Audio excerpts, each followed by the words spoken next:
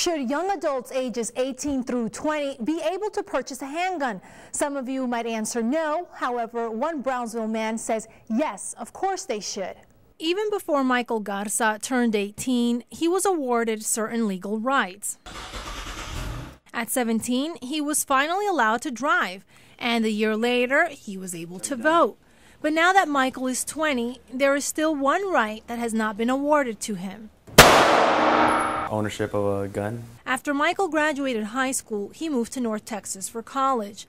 On his own and in new surroundings, he felt he could be safer if he was armed. Kind of like what happened in the Luby's massacre, when just a random guy shows up shooting. That way it can have a protection, because not knowing what can happen. Standing behind young adults like Michael is the National Rifle Association, which has filed 2 appeals. One against the 1968 federal law that prohibits 18 to 20-year-olds from purchasing handguns from federally licensed dealers, and the other, the Texas Concealed Handgun License Law. The lawsuit was originally filed in 2010 over a federal law that limits the firearm purchasing power of individuals between the ages of 18 and 20 years of age. But it only prohibits handguns. Young adults can legally buy shotguns or rifles.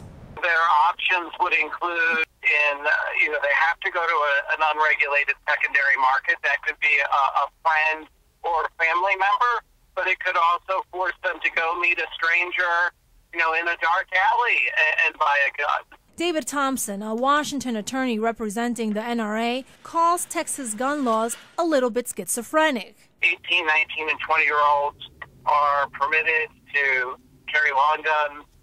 They can carry handguns in their cars, but they cannot get out of their car with their handgun. So why does the state allow 18 to 20-year-olds to have handguns in their vehicle, but prohibits them from having a concealed handgun license? Texas Congressman Enrique Cuellar explained via Skype.